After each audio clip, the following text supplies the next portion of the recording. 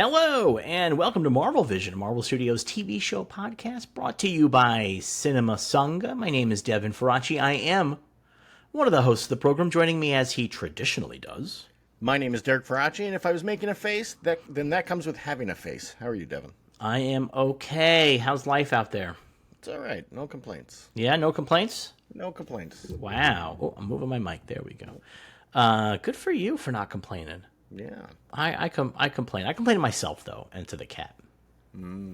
So I feel like it was maybe the last Bad Batch, or maybe it was the last Marvel Vision. I talked about how I had drank a Celsius energy drink, and it knocked me out to sleep.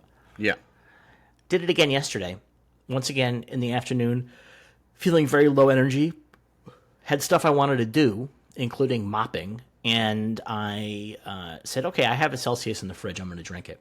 And I did, and I began napping on the couch. But at 11 o'clock at night, I suddenly had the energy and the desire to rearrange my whole living room.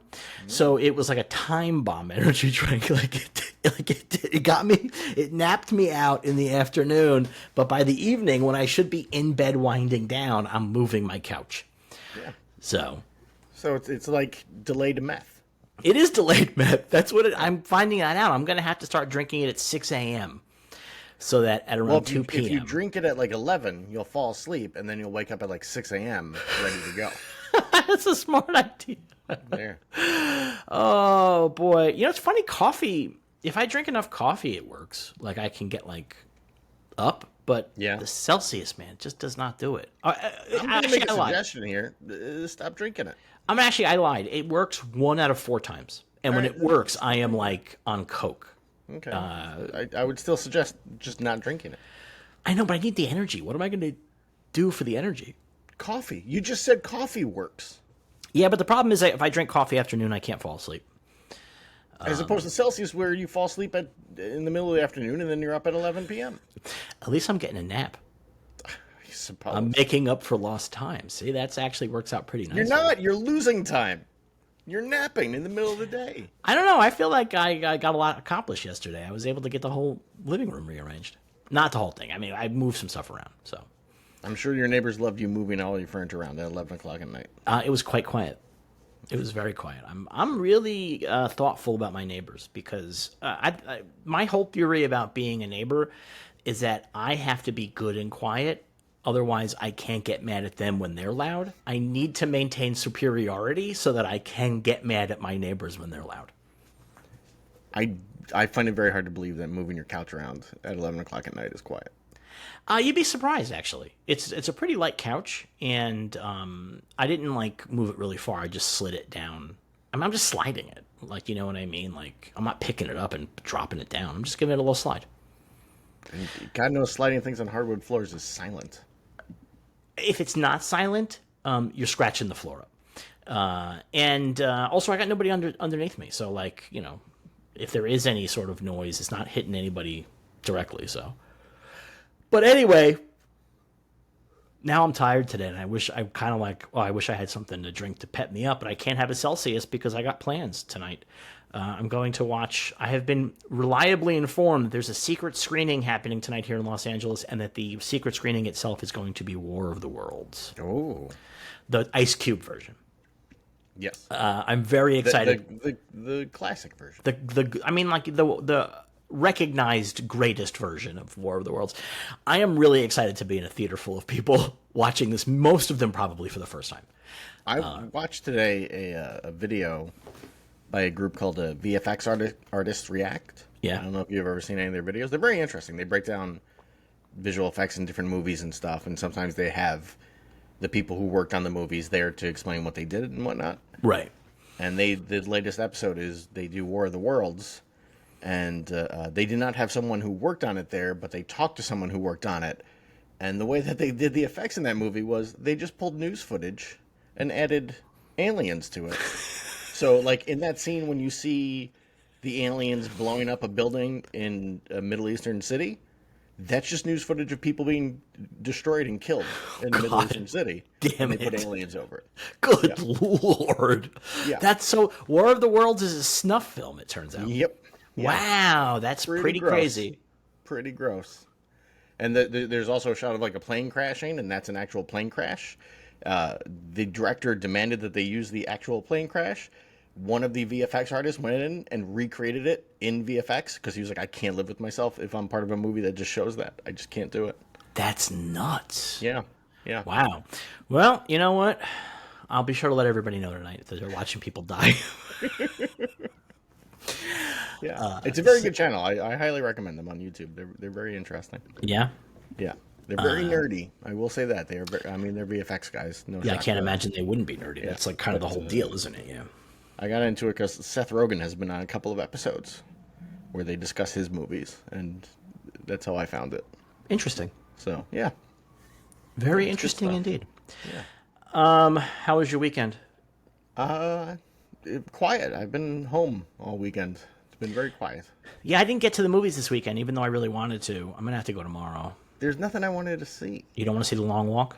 Not really. I'm not like super excited to see it. I love that book, so I'm actually super excited to see it. But not excited enough to leave my house this weekend. Although I actually was doing stuff this weekend, I just did not schedule in the movie. I was napping and moving my furniture at 11 o'clock at night. At 11 at night, yeah. Yeah, you know, the really important stuff that we do that reminds us why we're alive. There you go. So hopefully I'll see Long Walk tomorrow. I hope the people at home really appreciate that we're talking about our schedules right now, because I think that's the important business. The exciting information. Yeah. All right. No, I read comics and watched TV. That's what I did. Yeah. Yeah, and played some video games. We got any news? We do. What do we got? Right now, there might be breaking news as we're talking, by the way, so be prepared if something Why? pops up. Because the Emmys are tonight, and right now they're doing the carpet walks. Oh, so somebody could drop some For information. example, Matt Reeves just said a few minutes ago that the Batman 2 will be shooting in April, May, which is also when Superman will be shooting. So we'll have Superman and Batman for the first time ever making movies at the same time. Wow, they're not going to be shooting in the same place, but I kind of would love to see the two of them in costume together. Yes, I would too. That would be really, because I do think that Pattinson's Batman is a really good foil for Corrin Sweat's Superman. I think they would really do well together, I think. I would be very interested in that. Only if Pattinson did the Mickey 17 voice as Batman. Then it would be amazing. No, I really do think, though, I think that Pattinson is, he's my favorite Batman as of right now. And I just do think that, like... Favorite live action or favorite overall? Live action. Okay. I mean, yeah, that goes without saying. We're not counting anything else. Well, I didn't know if you were saying, like, he's better than Kevin Conroy. Like, I don't have strong feelings about Kevin Conroy. Well, that's a mistake on your part. I just don't have strong feelings about him. He's good, I guess. He's great. He's a great Batman. Sure. I'm sure he is. He's nice. I like hearing him do it. It's one of my favorite bits from MacGruber is I love when you do your dick jokes. Well, they're funny. Well, they're fun to say. They're fun to say, and then he goes, "Well, they're fun to hear." MacGruber goes, "That's why I say them." So he's fun to hear. He's fun to hear as Batman. But live action Batman Pattinson, I think, is my favorite. And I kind of love the idea of how mopey he is up against Corrin Sweat, who's so up and positive. It's like kind of boring if Batman's mean and Superman's nice, but like if Batman's like sad and Superman's happy, that's a pretty good combo to me. So I think that would be really interesting. I would kind of love to see that. Yeah. Well, great news about this movie shooting. Yeah, April, May. It's finally happening. God bless. Yeah. Gunn also said that Man of Tomorrow is a story about Lex Luthor and Superman having to work together to a certain degree against a much, much bigger threat. If this was a better podcast, I would just pull the bit from like a week or two ago where I said this is going to be a Luthor movie where it's teaming up with Superman and they're probably going to fight Brainiac. I mean, this is what I said. He didn't say Brainiac, but it's almost certainly got to be Brainiac. It's either like Brainiac or War World, and I don't think that War World is enough Luthor territory. Brainiac is. Brainiac coming and threatening the whole planet, and then them being like, we have to bring in Luthor. Like, yeah, that I could see. But Warworld is not hitting enough, stuff. and I feel like Gunn's not going to go to Darkseid because Yeah. it's too soon. It's tainted. Yeah, but no, Brainiac is great because you bring in Luthor because Brainiac takes over world computer systems or something like that.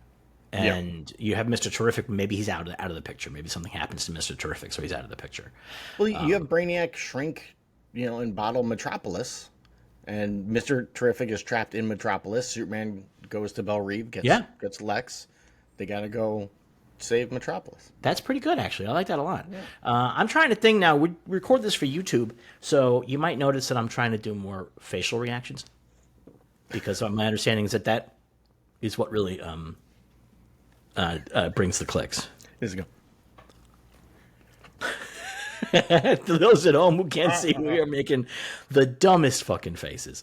Yes, we're making our watch on the YouTubes. We're making our thumbnail faces, is what. And actually, YouTube, when you upload the video, it finds the thumbnail for itself, so it may very well pull those exact moments. Yeah, but I replace it. So I know, but at first it pulls those, and I kind of love seeing it. I know that you do good work and replace it. Yeah. Anyway, so yeah, I called this, man. I said this a while ago. There were people who were like, I don't want to watch a movie where Lex Luthor is the hero. I was like, no, that's not going to be the deal, man. It's going to be Luthor having to work with Superman, and it's going to be a buddy comedy. It's going to be, Midnight Run, except that it's going to be Luthor, the prisoner, who's a pain in the ass or grumpy guy, and it's going to be Superman, who's like hey, like this is an opportunity for me to show Lex the error of his ways. You know what I mean? And Lex is going to be trying to kill Superman the whole fucking time. So I think that sounds like a great movie to me. So yeah, I mean, clearly, the speed that this is happening at makes it very clear, I think, that Gunn really enjoyed working with these people. He had ideas. We know he loves Nicholas Hoult. He, I would say, kind of rudely in press was like, Nicholas Hoult was the best actor I've ever worked with. He just hit it every time. Everybody else had questions and needed help and needed things explained. He just did. Like there's an interview where he says Nicholas Hoult is like the favorite son on set. It's so funny because that's just being a kiss up. He's just doing what would James want me to do here? And then he's just doing it, and James Gunn's like, you're the greatest actor who ever lived. I think that there's definitely that, but then also I think Nicholas Hoult has been acting since he was 7 years old. And acting, in film since he was 7 years old. He has massive amounts of experience that nobody else on that set had. When it comes to Cornsweat, and Cornsweat talks about this in interviews, he's like, look, I come from theater where you ask a million questions to fully understand the character. And Gunn was like, nobody's ever done that to me before, so it would drive me crazy. But they clearly worked well enough together, I'd say. I think they did. Cornsweat also comes from YouTube. Did you know Yes, this? he had a YouTube sketch comedy show or something. Yeah, yeah. I mean, that's wild. And it's interesting to me, in terms of digital archiving, a lot of this stuff's just going to disappear. But that means that something that a very famous person made when they were 8 years old. I think Sabrina Carpenter has videos up from when she was 9. Yeah. That's kind of thing is actually really interesting, and especially for artists, I think is really telling. To be able to see David Corenswet at 14 doing stuff is super fucking cool. Yeah. Yeah. It's pretty weird. His sketch comedy stuff was kind of funny too. Was it? I haven't watched it. I watched some of it. It's pretty funny. Yeah. Is it all just Star Wars jokes? No, it's a lot of absurdity. That's the generation that he's in, very absurd. So I just know he's a big Star Wars nerd. He is a big Star Wars guy, yeah. He loves them Star Wars. Gunn also revealed that there is a secret DC show that is in the works, and he met recently with the writer and director of it to discuss budgets and whatnot. So there's once again hints of a lot of things we don't know about. Not just budgets, but he very specifically said that the director asked him about CGI characters. CGI characters, yeah. Digital Gunn characters, explained that actually the most expensive part is the superhero costumes. Yeah. Because they're so hard to get right to look good on screen. But I think that's really interesting. It's going to be a show that's going to have digital character at least. And then the person asks, how many digital characters can I do? So that's actually the most interesting point, that this is a show that could fit multiple digital characters. Yeah. So I am kind of curious it's got to be like a space show or something, don't you think? I honestly have no idea. I have no idea. There's so like when you're talking DC, there's so many different things out there that you can do, and then if they're Gunn is not beholden to comics, he'll just tell stories. Right. So it could be somebody who's like, I got an idea that I want to do with these characters, and he's like, great, or who knows? Who knows? It's just the digital characters that makes me wonder what characters in DC, like what property has characters that would be digital. My first thought would be the Metal Men. I feel like that's got to be baked in though. Like that's not like that's too upfront. Like you got to have digital Metal Men. There's no version of this where you don't. So I feel like that's not a question you ask Gunn. Like you're not going to have two of them be not digital. Like you're going to have they're all going to be digital. They got to be. So I think you'd want to go back and forth. Well, no, you'd maybe. I don't know that you would. I think maybe you don't want to break the immersion of it. You want them just to always be that thing. I mean, Metal Men's one option, but it does feel like alien monster stuff to me is what because it's like how many can I have means that I can definitely get away with one, but like can I have 6? Like, and so then now you know what I would love? Legion of Superheroes TV show. Legion of Superheroes would be very cool. I don't think that would be a lot of digital characters though. I mean, it depends. Just humanoid form, right? It depends how many, but that's the thing is that they wouldn't be your main characters. They would be your backup aliens. Like you would have maybe a situation. The Dominators. The Dominators, or you'd have like somebody who works at the Legion HQ who's like part of the story. Do you know what I mean? Like you can add character. Legion is really great because you could add a lot of characters around the periphery in a way that I think would feel very natural. Like because when you're doing live action, a show about teenage superheroes, the questions about their support system does begin to arise. Yeah. And so it's kind of interesting to me to sort of like try to figure that out. Yeah. Maybe they're doing a Game of Thrones style Gorilla City show. So it's all gorillas. They're using real gorillas. No, yes. James Gunn would never use real gorillas. James Gunn is an animal rights guy, so. Yeah. Yeah. And they've already given plenty of hints about Grodd out there, so who knows? Who could say? Who can say? It's something, and maybe one day we'll know. Maybe. The second Marvel Zombies trailer dropped. I don't know if you watched it. I didn't even know it happened. Yeah. That's all right. You don't have a podcast where you talk about this stuff. So I didn't see it. Like, it's in the notes with a link to Was it in the notes this afternoon? It was in the notes. I did them, I want to say, like noon my time. Huh. Then they should have been there. I was looking at the notes this afternoon. So that's okay. That's my bad then. I guess my brain just slid over them. Well, so Marvel Zombies and said, ugh. I don't blame you. It's not that exciting of a trailer. It doesn't show it like we're saying anything new. Just a bunch of shots of zombies and that's it. Sure. And then we got what might be our first look at Doctor Doom at a toy showcase in China, where there's a big stand of him, and he looks like Doctor Doom. So we're sure this is real? Yes. Okay, because the thing is, there's so much AI fake shit out there. Yeah. That it is, and the thing about the AI stuff is that you can tell it to like make it look like a blurry cell phone picture or whatever. So it's like you can't even like always judge necessarily based on that. And I saw it, and the reason why I was like, "Is this AI?" is because it's so good. Like I was like, "Oh, this just is this is Doctor Doom." Like there's not even a question about this. This is what Doctor Doom looks like. Like, I mean, maybe you could argue that his green should pop more, but they're never going to do that. They're always we live in an era where everything's muted, and I don't like it, but that's what the deal is. But his mask was the thing I was most concerned about, and his mask is correct. Yes. Fundamentally correct. I mean, he's going to wear it for all of 5 minutes. I wouldn't be so sure. I don't think you pay Robert Downey Jr. like $100 million and then put a mask on him the whole movie. I actually think that you 100% do, because Robert Downey Jr. Maybe is very happy to have a stand-in do a lot of his stuff. I'm sure he would be. But then I think you would also be like, hey, we just need you to come and do voice lines. We'll pay you $50 million. No, they want both, because he's going to take the mask off, I'm sure, at some point or other. Yeah. But I do think that there's a real possibility that he's going to wear that mask the whole first half of the movie. Do you know what I mean? Like, I think there's a strong possibility of that. So they figured it out with Iron Man. They've actually started putting masks on these people. And that's the other thing, you know what I mean? Like, they're not taking off Spider-Man's mask. They had the Iron Man had the mask. They figured that with the HUD, right? I don't know. You could do a HUD for Doctor Doom. I don't think you could. I guess anything's possible. But because the HUD doesn't even make any sense in Iron Man's case, because that's too spacious in there. When you get the HUD, it looks like a very big space, and it's like, no, that is around his head. Like 14 feet tall if he's gonna have that much space around his head. Exactly. Where he looks like a bobblehead. He's just got a giant head. That would be amazing. So I don't know. I mean, there's a lot of possibilities. I do think that we're going to see him with that mask on for about half the movie. Is my take.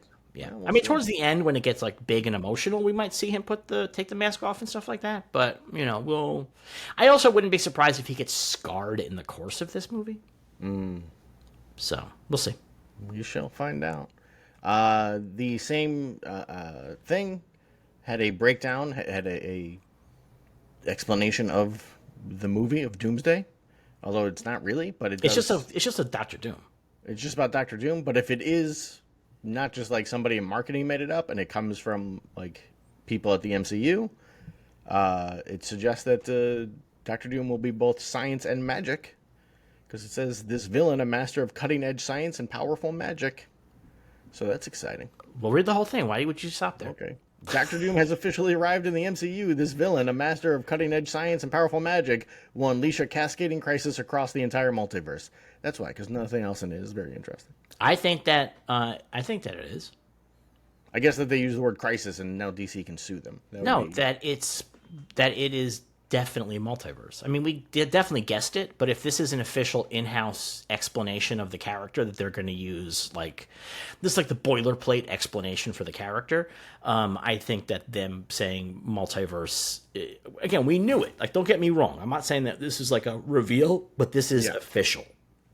If this, you know what I mean? Like, now they're saying, yeah, that's the deal. I mean, it's the multiverse saga, so I think we knew. We definitely guessed. I mean, like, we know that the Fantastic Four. Yeah, I'm saying I understand that. I just said we know. I'm just saying that when it becomes official, it's worth noting that that's what they're leading with, that kind of stuff. Like, it's very interesting to me, like how this marketing works and like what they are going to say and not going to say. But I acknowledge that we already knew this. I'm just saying it's official. They've never made that official. So as far as, unless maybe Feige did at Comic-Con, but I don't remember him making that official. He just said the names of the movies, I think. I think it's official when they call it the multiverse saga. That makes it official. Wouldn't you say? I think one of my favorite things about having a show about this with you is that you find so much stuff not worthy of discussion. It's a discussion show. I love it. I think about this. I mean, there's nothing there to discuss. Well, I mean, there are people that get 5 hours a day out of this stuff. Yes, I know. I don't understand how. Because they discuss it. That's why. But they don't. They do what you just did, where it's like, okay, I know something, but we all know this is it, and now I'm going to ramble about it for 10 minutes. And it's like, shut the fuck up. We already know this. Just talk about something else. Well, you know what the big difference between us and them is? We're not They've been able to buy houses. Oh, yeah. So maybe we should be like, hey, wait a second. Those guys all have houses. We both live in apartments. We both live in one bedrooms. Maybe the guys that bought houses with their money from talking about superhero stuff, maybe there's something we can learn from these guys instead of just going, you know what, these guys suck. They do suck. I'm gonna start doing overexcited stuff and whatnot. I'm not doing that. That's not. You don't want a house that bad, huh? No. Wow. No. I don't have that in me. That's not. I can't do that when people are like, this is amazing, shocking material. Can you believe it? It's like, I can. If you were able to buy a house anywhere, like let's just say like whatever, this show takes off so wildly on YouTube that you can buy a house anywhere. You work your day job remotely. But by the way, in this scenario, you wouldn't need your day job anymore, but sure. let's just keep the day job anyway. Yeah. Where would you buy a house? Galway. You would go, that would be really tough on our scheduling. Yep. Like, it's already hard because you're 3 hours ahead right now, but you'd be like 7 or 8, ahead. 5. It's more than, isn't it more than that? I think from it's LA? Is it like 6? I know England is 5 hours ahead. Okay. From where I am now. Okay. So I guess that would be 8 hours. I mean, that's 8 hours ahead for me. So I would have to get up at like 8 o'clock. It would be like I would have to record at 8 o'clock at night and you get up at 8 o'clock in the morning. Yeah.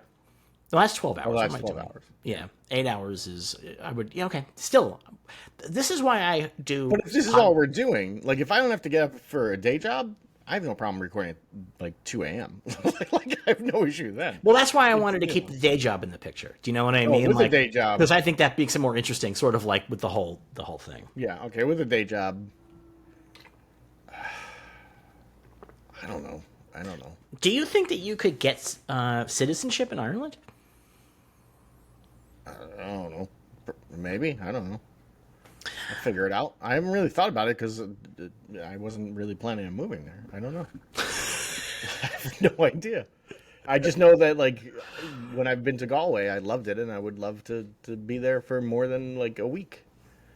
You know? Who knows? Maybe I'd move there and be like, oh, this place sucks, as it turns out. But... you know what? You could live anywhere, though. Just about anywhere. I need proximity to a movie theater, which I don't remember there being a movie theater in Galway. Right. So that could be tough. Yeah, but other than that, I'm good to go. Like walking distance. And that's what I liked about Galway. It was a very walkable city, and it was beautiful. Beautiful, beautiful city. Loved it. Yeah. You know. But, I mean, all right, let's stay within the continental United States so that we can not have to record at 4 a.m. for one of us.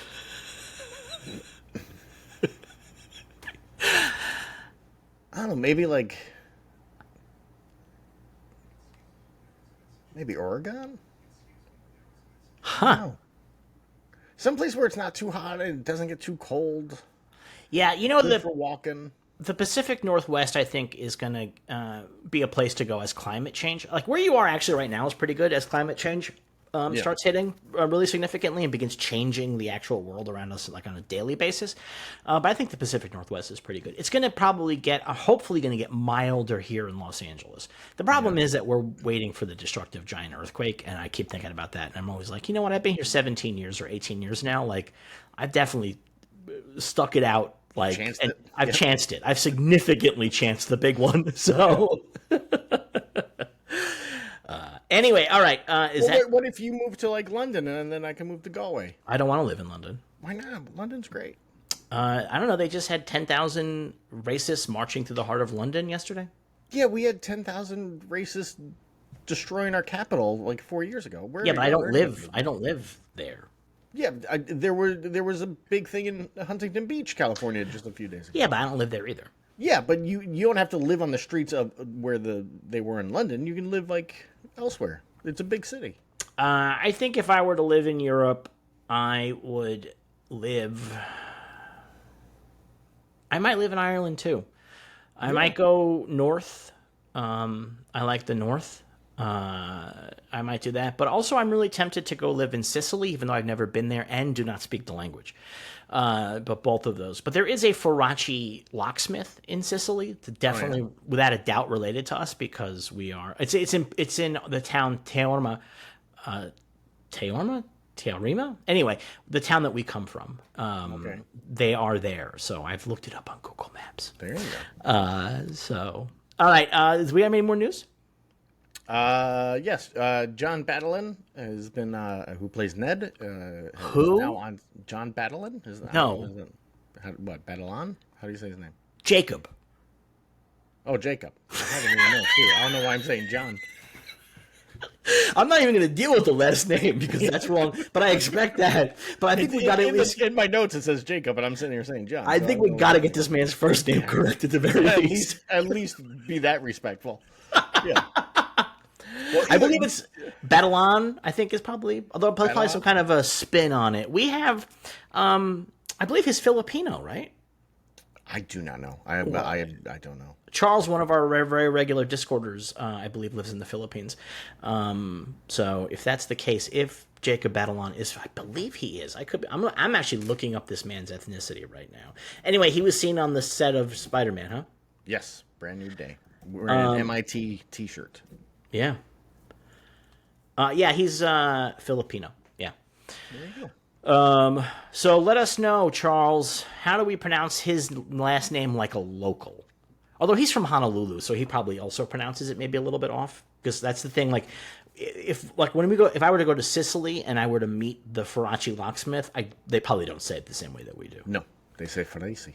Yeah, so that's the thing. So I understand that. Well, good. I love Ned, and I actually do want Ned to turn into Hobgoblin, but Do you? yeah, I really do. Yeah, I'm okay with that. I just like it. I like Ned as the Hobgoblin. I think that we're missing something by not having any of the villains be Peter's friends or really close to him. And I think that's like a very fundamental Spider-Man thing. And so I would like to have that. And since we don't have a Harry Osborn in this universe as of now, they did seem to go out of their way to say there is no Harry Osborn in this universe at all. But within that context, I would actually very much like one of his friends to go bad. Because I think it's fun when Spider-Man has to fight somebody that he does not want to hurt, that he's, you know what I mean? Like, but who's trying to kill him? I think that's kind of a cool scenario for Spidey. Yeah, yeah. And I mean, Homecoming kind of has that, right? With Vulture being his friend's dad, and he's dealing with that in like the third. Yeah, it's a little bit. It's like that's closer to like Molten Man, who is I want to say Betty Brant's Liz's brother. Yeah, but I like the idea. I mean, like, Ned Leeds becomes the Hobgoblin in the comics. Harry Osborn becomes the Green Goblin. These are both people that he is friends with. Ned Leeds becomes the Hobgoblin and then is killed by Shield. As I remember, he's assassinated by Shield. He does come back to life. Yes, but he has been alive. They strangle him with piano wire. Yeah, they sure do. He has come back to life, though. Yeah. That one seems like one of those ones that's hard to come back to life from, but they found a way. Comics, baby. There was a thing I saw the other day on Blue Sky where there was like one of those prompts going around. It was like, if you were writing Spider-Man comics, what would you do? And this person's answer was like, get rid of Mary Jane, let Aunt May die of old age, give Peter his company back, get rid of all of his personal life problems and focus on being Spider-Man. And the person who like re-skeeted it was like, this is why fans shouldn't write comic books. Yeah. It's like, yep. Yeah, it turns out you don't like Spider-Man. Like, that's the thing. Yeah. If that's your take, you don't like Spider-Man. Like, that's just the thing. No. And that's it for news. Very nice. Unless anything is broken in the last couple of minutes. I don't know. I'm not paying good attentions. So I don't know. We have letters this week? We do. You want some letters? I would love some letters, man. Ben Patton says, hey guys, I know that after every studio in Hollywood tried to cash in on the success of the first MCU phases with their own cinematic universes, author Legend of the Sword, Snake Eyes, Robin Hood, so many others, this form of storytelling became kind of a joke to the point of self-parody. While I'm happy we never got dozens of movies setting up Robin Hood's Merry Men, Friar Tuck and Monastery of Madness. I would watch that movie. I actually would too. Yeah. I always thought that series of interconnected movies can be fun sometimes. I still remember how my mind was blown when I watched Destroy All Monsters or House of Frankenstein for the first time when I was a kid. Are there any non-comic book properties you think would have been good for a shared universe? P.S. I also want to thank you both for how grateful I am for your podcast. I really don't want to be that guy, but I've been going through a really difficult year, and whenever I'm having a tough day and I see new Marvel Vision or Watchmen pop up on my feed, it just makes a real difference. Well, I'm happy to be there for you, Ben, and thank you for listening. Ben, be that guy. We really appreciate hearing that from you, and it really helps us to know that, like, we're not just jerking ourselves off on this program, that people are enjoying it. Which we cannot do because we could not put that on YouTube. We could put that on the Patreon, though. We could put it on the Patreon. We could put that on Patreon. But also, you know what? As somebody who had a couple of pretty fucking hard years recently, I have had that experience myself. I have had that experience of having a podcast that I listened to that was always very comforting for me. And so I feel really good that we can be that for you. And thank you so much for listening, man. That really is super fucking meaningful. Yes, I agree. Ditto. We'll go with that. There you go. Cinematic universes, though. What do you got? My two takes would be one, Star Trek. Yeah. Which I think it's kind of crazy that it isn't. Even within the TV shows, they don't cross over that much as you might want them to. I think the biggest crossover is Worf going to DS9. Yeah. Yeah, it's very rare. It happens, but it's quite rare. Worf going over to DS9 is maybe the most crossovery one because also it begins with Cisco's wife getting killed by Captain Picard. Yes. So, But the first season of DS9 was also the last season of on at the same time as the last season of Next Generation, right? yeah, I was It's right around the wild same that they time, didn't yeah. do like a crossover two-parter or something during that. Well, I mean, they kind of. I mean, they opened the show with a crossover two-parter, like Picard's in both the first two episodes, and then also they did a crossover with Voyager. No, but I mean I mean like here's part one, part two is in like Next Generation, like that kind of Oh, thing. I don't know what their production schedules were. That might have been a big issue. They did a crossover with Voyager. They had the guy who they based the Doctor on DS9, and they were gonna base the Doctor on Bashir. And let's see, did we have? Yeah, we had TOS crossovers because we had Klingons from TOS become recurring characters, not just like one-offs, but recurring characters in DS9. But that's I think Klingons the and TOS, Klingons and TOS, yeah, the original series, showing Yeah. up in DS9 yeah, as regular characters. recurring. I want to say, not regular. Who from TOS? Core and somebody else, maybe Kang. Really? Yeah, they have a whole storyline where they actually all go die. They all But I die. didn't know they were from TOS. Yeah, they make them look like TNG Klingons. Yeah, yeah. But they do die in that story. And I think they have a couple of other maybe earlier episodes because Dax was like a Klingon file. Dax loves the Klingons. Yeah. So, anyway, I think Star Trek would be really, really great for that. I think that I would really like that. But the other one that feels like just the biggest no-brainer of all time, and that I think Hollywood has, for whatever reason, not been able to nail, is Greek myth. Greek myth is just like the stories are incredible, the characters are great. I mean, they're famous for 3,000 years for a reason. You know what I mean? Like these are good stories. And the thing is that if you set the Greek myths movies in a universe where the gods cross over and where monsters and stuff and even characters, because like characters do cross over in the Greek myths. They meet each other, not, and so I think that there is a lot of space for a Greekiverse. Is the Hellenverse, because it's Hellenic Greece, the Hellenverse. I think that would be really cool, and I think we need more fantasy, frankly. So I think I'm feeling like I want more fantasy in my life. So yeah. Well, there you go. What about you? All I had was Star Trek. Oh, you had that already. Yeah, that's what I was thinking. But because I can't really think of like many other things you would mix and match so much, I mean, there's definitely. I mean, like, if The Pit was an ER sequel, you would have that be technically crossing over. You start creating a universe at that point, then you do a show about what George Clooney's character, or a movie about what George Clooney's character is doing. I mean, like, you could spin the things with off. TV. There's like 7, or Law and Orders. There's The that Law and Orders. 911 show thing, right? Yeah, I don't know how connected they are, though. One of them, they're all in the same. They're all in Chicago. The And I think the Chicago one does, but all the 911s. There's a couple other ones I think are like NCIS. I'm not sure how connected those all are. I don't watch them. The Chicago ones they do crossover, and I want to say there's the Good Doctor universe. There's a bunch of stuff that is tied into the Good Doctor. The Good Doctor. It's the good lawyer. The good. What's that? there is a show called The Good Doctor. No, I know he's has autism, and it's bad.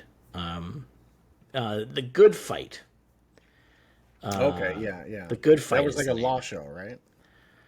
Yeah, And yeah. that came out of. I think that Scandal came out of or its. something? Oh, The Good Wife. That's where it came from. It came from The Good Okay. Wife. Okay. Spin-offs. We had The Good Fight. There's a show that's on right now called Elsbeth. That's also a spin-off.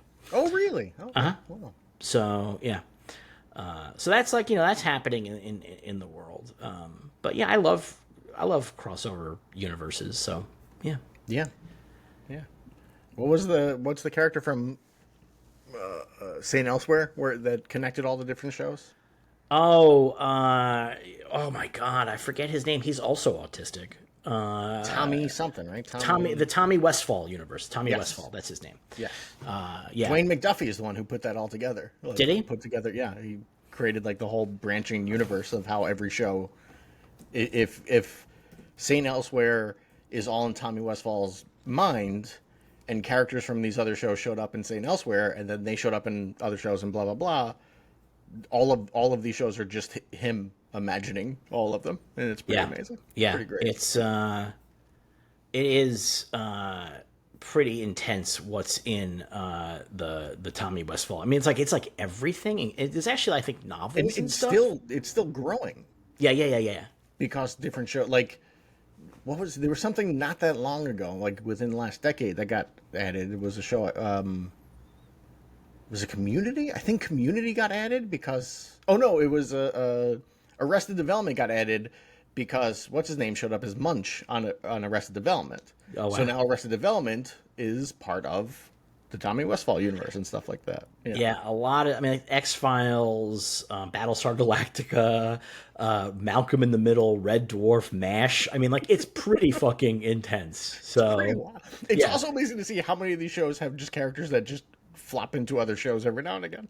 I mean, well, you know what it is somebody likes a actor and they think it'd be fun. That's the Tommy Westfall universe. The idea that these characters can be connected to different shows just sort of came at a time when this was just fun. There was no sense of world building. There was no sense that anybody would ever actually, it's just goofy fun. It's just goofy fun. Yeah. Hey, we work for the same company, wouldn't it? And we want you as a guest spot. Wouldn't it be funny if you played the same guy? Yeah. I wonder if Happy Days connects, because Happy Days connects to a bunch of stuff too. So it must. I guarantee Happy Days. Yeah, which would then mean Mork and Mindy connects. Well, Mork and Mindy, yeah, that's the thing. That's so okay. All right, what's our next question? Our next question is from Andres from Costa Rica. Greetings from Costa Rica, he says. I recently had a conversation with a friend about empathy and mentioned TV shows that had a profound impact on me in that regard, like Star Trek. I brought up Quantum Leap as an example of how it allows you to literally step into someone else's shoes. Derek mentioned that it's one of his favorite shows. What is it about Quantum Leap that appeals to you the most? Does Devin have any shows that he feels teach empathy? For me, first. Quantum Leap, a big part of Quantum Leap is that he's seeing life through other people's eyes. That's one of the things I really love about the show. It is also, I'm a big fan of what I don't think I came up with this title for these kinds of shows, but I use it a lot, is the Lonely Man series, which is like, Quantum Leap, The Incredible Hulk, which is where the name comes from because the ending theme is called Lonely Man.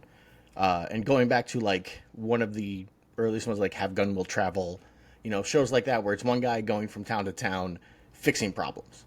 And Quantum Leap, I think, is the most inventive of them all because he's not going from town to town. He's going from decade to decade, life to life, fixing problems. And I find that very interesting. I find that very fun. That's what I really love about Quantum Leap. That is what drew me into it. But the empathy thing is definitely there. I think I get more of my morals from comic books is where I think most of my moral beliefs come from, whatever that says about me. Superman, good person. X-Men, don't be, don't judge people on how they look or what they do, that kind of stuff. Yeah. I mean, Star Trek is my answer too, is the thing. I mean, that's like, the show has specific episodes. I would say that a show that is like really hardcore themed around empathy, this is not me recommending the show, but the answer here is Ted Lasso. It's like basically the whole premise of the show is about characters becoming empathetic and learning to understand each other. So I would say that, the probably the best example of a show where the theme is empathy. So I never watched Ted Lasso season 3. It's not very good. I know, that's the thing. Nobody liked it, and I found season 2 towards the end was just like, I was like, all right, like I get it. So the problem is everybody becomes Ted Lasso, right? Like to a point where like there was a part of me watching season 3 was like, are we going to find out that Ted Lasso is like some kind of alien that has infected everyone? That's what's going on, because it's a little much. It's a little much. All right, what's our last question? Charles Villanueva asks, how powerful is a Marvel director during the production of a Marvel movie? With the exception of a few, most Marvel directors don't oversee the scripts. The scripts are usually get written before a director is hired. Post-production does previs before any script is finalized. Feige has his master plan in place before any director gets hired. Even James Gunn couldn't kill Gamora in his own movie. Feige and Esposito can veto any decision the director makes and hijack a movie's post-production process a la Marvel's. I mean, a lot of what was just described is just how movies get made today. Very little of that is unique to Marvel. It is not uncommon for a director to come on a big movie and find that the action scenes are prevised. I will say that Marvel, and Charles, I know that you have complained about this on the Discord. They keep writing their scripts all the way through production. So the idea that the script is finished before the director comes on is just not true. The director they probably almost certainly have their action scenes and beats ready, and that's all getting prevised. But I'm not convinced that the script itself, and I think there's a lot of space for that kind of stuff to develop in the process. It depends on how early the director comes on. It depends if the director is doing their own sequel. I mean, I'm going to say Peyton Reed and Ryan Coogler had a lot of impact on what their sequels were because they had done the previous movies. So I would say that that's a big piece of it. I also didn't Coogler write Black Panther as well? Yeah, I mean, that's the thing is like a lot. Sometimes that's a piece of it. I mean, most of these directors get involved in the writing process, and again, they come to these movies to the beginning of production with scripts that can be a little bit looser. But there's like no question that like Thor Ragnarok, that's not a made by committee movie. That's not, and there's a bunch of other ones that are like that too. Some of them, like, again, if the director comes in late, but like Chloe Zhao got to make the Eternals that she wanted to make. That's her movie. In fact, I think I told the story before. Kevin Feige wanted to have Kingo come back at the end like Han Solo. And Zhao said, no, it doesn't fit thematically with what I'm trying to do with these characters. And she won. I mean, like, so Feige doesn't get to tell her, no, you got to make this happen. So I think that there's like a lot of stuff that's overblown about that. And I think there's also a lot of generalized dislike of the Marvel method at this point. So I think people read a lot of really negative stuff, but I've known a number of Marvel directors, and I mean, some have had bad experiences. Some have had really good experiences. I think it's not unlike any other making of a movie. Yeah. I think that's going to happen wherever you go. But I think more attention is paid when a director comes out and says they had a bad experience, right. Which, again, will happen if any director comes out. If somebody comes out and says, oh, I made, this movie for Paramount and it was bad. It was a bad experience. People are like, oh, what's going on there? And sometimes just, the production and the director don't mesh well, as it turns out, right? Yeah, there's a lot of different reasons. I don't really know exactly what happened to Nia DaCosta on the Marvels. Obviously, they made a movie that was not her movie in the end, that she doesn't feel ownership over. But that also isn't the first time that's ever happened in the history of making movies. So these are not like crazy unusual situations. And I do think that actually the big difference is that because Marvel... Also, by the way, Marvel's plan is loose. I have sat down with Feige and talked about this. And the way that it works is that we know we want to get to this. But how do we get there? We don't know. We're going to figure it out. Yeah. And you can see that, by the way, in like phase 1, or even in phase 5 or whatever it is with the multiverse saga. Like, they're not sitting down and making everybody make their movies 100% about that. There are movies that they obviously came in the gate and said, okay, we're going to have a multiverse component, but like, it's not everything. And so I think that they know where they want to go, but they also do know what their backup plans are. That's the other piece that I think. So, like, I've actually believed Feige when he said that they were thinking about Doom even before the allegations happened with what's his name, Kang. And I actually believe it because, again, talking to him, he talked about the idea that they would have, we want to go in a couple, we want to have this where we're aiming at, and then if we can't get there, we have this. Yeah. Or if the thing that we're putting all of our stuff on doesn't turn out to be popular, we can shift. And this was something that he told me literally like 12 years ago. Yeah. So, well, I mean, the biggest thing with Kang that I think points to that is they could have just recast. Mm-hmm. There's no reason, not to recast if they were happy with the Kang stuff. But I think, I do believe when he says, like, no, it just was not meshing the way we thought it would. Yeah. Yeah. Yeah, I think that's 100% correct. I mean, like, yeah, I mean, like, you can 100% see that, and I think that, Loki season 2 definitely wraps up the Kang storyline in a way that does not feel rushed or whatever. Like, it feels like... It's funny to me because people still all the time online are like, well, they still have to deal with Kang. It's like literally somebody essentially looks into the camera at the end of Loki season 2 and says, we have people watching every single Kang in the multiverse. If anything happens, we can handle it right away. Like... It's done. Like they took care of it. It's over. Yeah, it's pretty clear.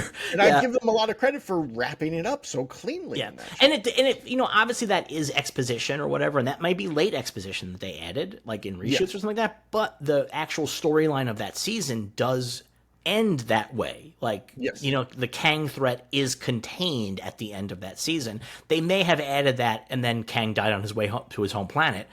They may have added that, but like. That's often how Marvel does it too. Is they will very often make most of these stories feel like they finished, and you can bring them back. Yeah, and even people like to look at the Infinity Saga and be like, look, they had it all so well planned out. They did. And meanwhile, you have Gunn and Feige and the Russos out there talking about like how. Oh, we had no idea. Like, Gunn is like, they called me up and like, can you put in a thing about the Infinity Gems in Guardians of the Galaxy? Because we got to kind of start kicking that thing off. Yeah. And he's like, yeah. And he wrote it in a couple of minutes, and that's the entire thing right there. Like, okay, these are the Infinity Gems. They did not, the Tesseract was not supposed to be an Infinity Gem. Right. They retconned that. Yeah. I mean, it's clearly a cosmic cube. Yeah. But yeah, that's what it is. Yeah. And also, you just have to watch Phase 1 and realize that Thanos acquires 0 of the gems. No, that's not fair. He gives one away. He actually loses. He has a negative. Yes, he gives one to Loki. He's like, why don't you take care of this? Yeah, I mean, that's the thing. Is that so when you understand that actually that's how that worked, and they had to like fucking write him getting them together later, then you realize, oh yeah, like, and they barely wrote it in. I mean, I know people like, Infinity War gets like they cut a lot of slack to that movie because like they blow up Xandar off screen and kill a lot of like real characters, like named characters, but like Meryl Streep just dies off screen. John C. Reilly. Oh, Glenn Close. Sorry, is it Glenn Close or Meryl Streep in that movie? Glenn Close. Glenn Close. Yeah. John C. Reilly's toast. I mean, he's just dead, like off screen. Yeah. I mean, technically, they also do that kind of thing so that they can maybe bring those guys back if they want to. Sure. Yeah. But yeah, so I don't think that they have it that planned out. I think that they have an idea where they want to go. They just don't know. It's like me saying, all right, we're going to go to Chicago. And then, like, I have no idea how we're getting there. We're taking the bus, we're taking a plane, we're going to drive, we're going to walk. What are we going to do? Beats the shit out of me. I know at some point we got to end up in Chicago, though. That's it. Yeah. And, like, what are we doing in Chicago? No idea. I just know that at some point we're going to end up in Chicago. Yeah. So. And I can tell you, having done long trips with Devin, he's not afraid to just go off course and go somewhere else in the middle of it and then get back on course. I love it. That's my favorite thing to do is to just fucking find something interesting along the way and then go look at it and then get back on the trip. Yeah. You find interesting stuff that way. For me, you know what? Life is all about the journey, not the destination. Yeah. We all have the same destination, buddy, the grave. Our Uncle Billy had a very similar format to life. And more than once I'd be in a car with him and we'd be, this is a very long time ago, so you have the directions written out on a piece of paper, and I'd be holding the piece of paper in the passenger seat and be like, oh, we got to make a right. And he would just purposely go left. And he'd be like, well, if we don't go left, we're not going to know what's down here. Like, we have to go right sooner or later. But we'll never know what's down left. And just see what we find. Let's drive it down that way a little bit. See what happens. Yeah. Is that all of our questions? That's the 3 questions. Where can people send their questions to? You can send them to ask.cinema.sanga@gmail.com. Just put in the subject line what show you want it for, Marvel Vision or Bad Batch, and then ask your question. 1 question per email, please, but feel free to send in as many emails as you like. All right. Are you ready to talk about the next episode of Peacemaker Season 2? Yes. Let's do it.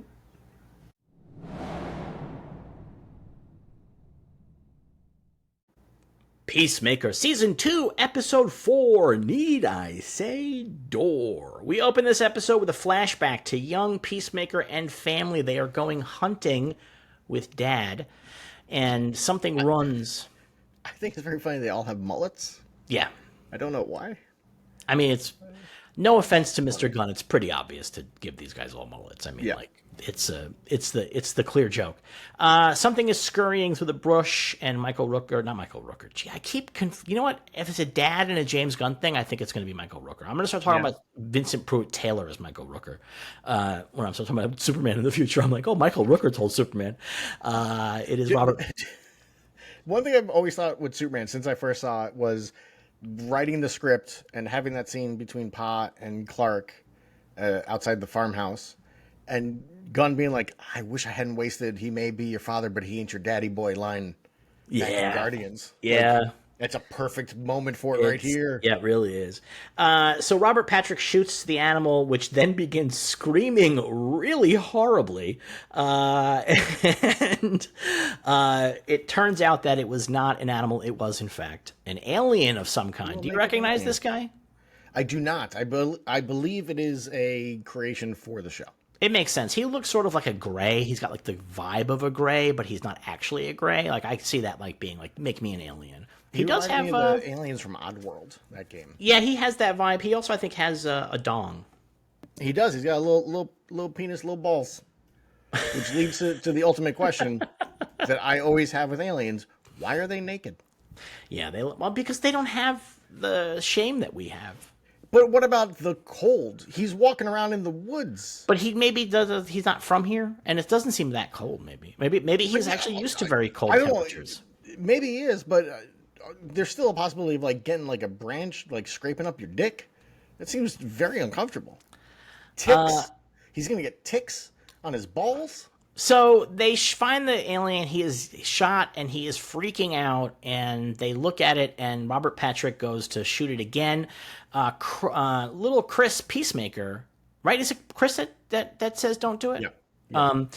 Says don't do it, but Robert Patrick still blows the thing's brains out. And they discover that there's a thing in the woods. He slaps the kid. What happens on set if you accidentally make contact? I'm almost guaranteed that like you can't. The way that was shot, I guarantee that kid's a foot away. Yeah. Like, I think you'd have to really fucking make an effort to hit somebody. Because I think they're shooting it from an angle where it's an illusion. Where you think that they're close, but they are not actually close at all. And if you did it from a different angle, it would look stupid because they're far enough apart. So they see that there is they see the door that we know from the show just in the middle of the forest. And little Chris finds a device, which we later on discover is the control for the door. It looks like a Peacemaker helmet. It does. That's got to be purposeful, right? I would think so. Yeah, I would think so. I'm gonna just say it right now. I really hate this that I say this. And that's the most interesting thing that happens this episode, which is, I mean, I didn't hate it, but it's a real wheel spinner, this one. This one is like a real filler episode because it ends exactly where the last one ends. Kind of, I guess. I mean, the entire episode is dedicated to Peacemaker moving the door. No, there's other stuff. I mean, there is other stuff, but it really is about Peacemaker moving the door. Yeah. I mean, that's like the thing here.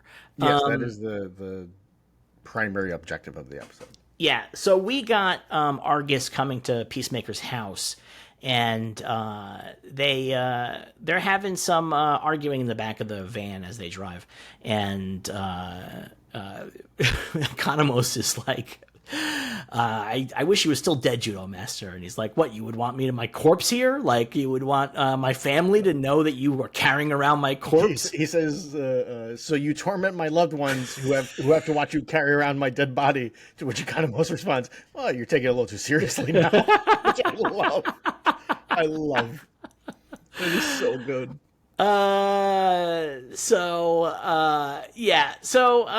They're on their way to Peacemaker's house, and they're doing all the arguing and shit like that.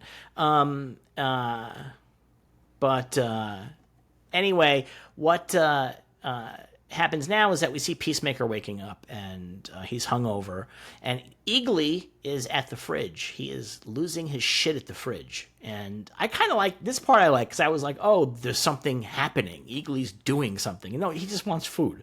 This is like my cat. My cat does this exact same shit, and much like Peacemaker, I am powerless. I will say no at first, and then eventually the cat gets whatever it wants. Yeah. And so that's what happens here. Eagly gets himself some cold cuts. And Economos, meanwhile, in the van where everybody's arguing, and he also rats out Flurry for talking shit about, or not talking, but making faces about Sasha Winking. Bordeaux. Winking. Yeah. The argument is that he's winking and we are all in this together. I actually think that that's actually a thing. I do as well. Having now lived in the Midwest for over a decade, quite often people just wink at you, and every time it happens, part of me just wants to be like, what's your fucking problem? Every time. But that's not what they're doing. They're just like, all right, hey. I mean, like, imagine in a movie, a character's about to get killed by a monster, and then the hero busts in and kills the monster, and then turns to the character and gives them a wink and a smile. Yeah. Like, that's, I think that actually is a thing. So I'm going to have to take a little bit of an issue here with the concept that you can never wink in that way. I believe that you can wink, and in fact, it is a movie trope in a lot of ways. Yes. Also, when characters like break the fourth wall and stuff, they wink, and that's almost specifically we're in this together. It's also like, hey, this is a joke, but like it is because they're breaking the fourth wall and winking at the audience. That's what we call it. We call it winking at the audience, like when they're doing something that is kind of acknowledging what's going on. So I don't know what's up. I mean, James Gunn wants to re-edit this episode. I think that might be like the honorable thing to do. Just sort of George Lucas it up a little bit, just like, and you can like do AI to change the movements of their mouths so that they would actually say the words that you're changing it to. I would go back to the episode 2 with the wink and just make it a very over the top wink, and maybe put in like the jerk off hand motion with it to make it clear that we're all in this together. I mean, all he has to do is like roll his eyes really exaggeratedly. Sure. You know what I mean? That's easy enough. And, I mean, it would actually be funnier to see Flurry try to explain rolling his eyes as like a positive thing. I think that would actually be funny. Anyway, I wish this show was canceled now. Well, I've had enough. The show's ruined. And I think it's really also just spitting in the face of the Snyderverse at this point. So anyway, Economos gets on the phone and he does like a secret texting to Peacemaker.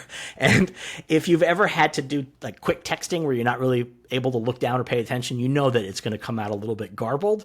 And I love that it comes out a little bit garbled, and Peacemaker almost cannot figure it out, even though, but what's great is he's correcting it. Like, that's the best part about it. Yeah. Which is funny on two levels. One, we know that he uses the wrong your in the your issues, so he's not great at it himself. And two, this continues a thing, and it's in the first season as well. Peacemaker's not very smart, and he takes a while to figure out things that are going on. Like in this episode, when he's laying in his bed, he looks up and there's bullet holes in the ceiling. He's like, huh. And he still doesn't put it together, and like he's walking around his house, it's all destroyed. He's like, oh, that's weird. Huh. And then it's not until he deciphers Economos' text that he figures out, oh, I'm in trouble. They know about the door. Yeah. Which is fun. Yeah, no, it takes him a real minute. Like, it takes him a real minute. Because he just thinks that Eagly fucked up the house. Yeah. Well, maybe Eagly does that sometimes. I mean, that actually makes some sense, in the last episode, he said that when he came home from the party, and he's like, Eagly, you destroyed stuff again or whatever. But the bullet holes should instantly tell him that Eagly's not shooting a gun. So finally, Peacemaker figures it out, and he runs into a hallway closet, and he pulls out that the purse, from a box where it's been sitting, and he goes running off into the woods just as Arcus gets there. But Judo Master sees him, and he follows him. He's doing like somersaults after him. Yeah, this is a really good fight. It's a great fight. Yeah, it's really well choreographed because like their styles are just so different that it really, you can really see the difference, and you can see how Judo Master 100% should beat Peacemaker. Yeah. Like the only reason Peacemaker wins is because He lands on him. he lands on him. Like, that's the only reason that he wins. Yeah. But there's a great part where fucking Judo Master runs up a tree and flips and stuff. Like, a lot of really good acrobatic. He's like doing little flips like on the Peacemaker and stuff, which is Yeah, great because they're really using the difference in size and mass between the two of them to make stuff happen. It's fun. It's like a really good illustration of how like a character like Robin in the comics could show up and like beat up grown men. Like, it's a really good. He's fast. He's agile. He knows how to land a punch when the time comes. Yeah. You know what I mean? Like, so I think that really gets it across. I wonder how much like does John Cena have to do with the choreography for a fight like that? Because in wrestling, there's a lot of what they're doing in that is wrestling moves, and I wonder if he comes into it as well. I was like, oh, if he like wrapped himself around me and kind of flipped around and stuff. We do that all the time in wrestling, where it's really me moving him, but it looks like he's doing it. That kind of deal. I mean, I wonder if there's like some discussion behind the scenes with the fight choreographer and stuff like that. I mean, when you have an actor who has experience, I suspect that the fight choreographers, especially, I'm assuming it's the same fight choreographer through both seasons. I'm guessing. I actually did not look this up. I don't know. Yeah, I don't know. So, but if that's the case, then they probably have a working relationship that takes into account what Cena can do. Like, and he knows how to play towards cameras and stuff as well. Yeah, exactly. Yeah. We should be calling him Chain. John Chain. I don't know if he's Italian. I mean, is that really his name? I think so. Is it? Let's find out. I mean, we're going to stop this whole program. I'm actually curious about this too. So am I. Yeah. I mean, it doesn't sound like a fake name. It doesn't at all. John Felix Anthony Cena. That's his name. Wow. Yeah. That's pretty impressive. He has some crazy names of his relatives. Yeah. His great-grandfather's name is Ulysses J. Lupien. That's pretty awesome. What's crazy? Yeah. And his cousin is Natalie Enright Yeager. His dad's name is John Joseph Cena, which does feel like it could be 100% he's an Italian. It might be Italian, yeah. He goes to Catholic school. Anyway, they fight, and Peacemaker really just ekes out a win by accident. Just totally by accident. Meanwhile, back at the house, we have Argus coming in, and we have a bit here where they want to get in the door, but they can't get in the door because it's locked. Yeah. And so they call... We missed all the Red St. Wild stuff. Oh, we did? Okay, I wasn't sure if it happened here or later. Yeah, it actually makes sense that it happened here. Yeah, so they send Red St. Wild, a.k.a. Michael Rooker, to go kill Eagly. And they hook up Economos with him. And Economos is just very unhappy with this whole fucking situation. And so Rooker gets Eagly in his sights, and Economos gives him a shove. And it's clearly supposed to be one of those, oh no, I'm sorry, I stumbled and I ruined your shot. But no, the old man falls down and hits his face on a rock. Wails his face on a rock. It's really good. He's got blood all over him. And Economos is there's a second where Economos is like, I just killed this man. For a moment, I was like, is he dead? It's really good. Yeah. But when Red St. Wild gets up, he's got blood. It's directly where his third eye is. Right by his pineal gland. And he begins to realize, because Economos starts giving a bullshit story about what happened and said the second eagle showed up. Here's the thing I love about this most of all, and there was no way this was planned out by anyone. Right. Gunn has talked about how he wanted this season to air later in the year, and Max was like, no, we have to do it earlier. So this was in no way planned. But a lot of people on Reddit were theorizing that it got moved up, and specifically that this episode aired on 9/11 because there was going to be some kind of 9/11 connection. And then now they're doubly positive because after Red St. Wild wakes up, Economos goes, there was a second eagle. And he goes, I was hit by a second eagle? And they're like, that's the 9/11 connection of the episode. Totally crazy. Red Saint Wild decides that the idea that since Eagle's very solitary, the fact that there's a second eagle working with Eagly indicates that Eagly is the primal eagle, and that his whole life has been building to this moment. The idea is that the primal eagle, should he kill the primal eagle, it will erase the sins of the white man against the natives in America. And Economos is like, you're making that up, like right now, like you're making that up right now.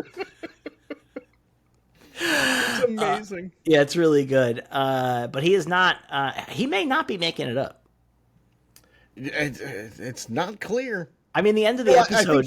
I think he's making that up. You think so?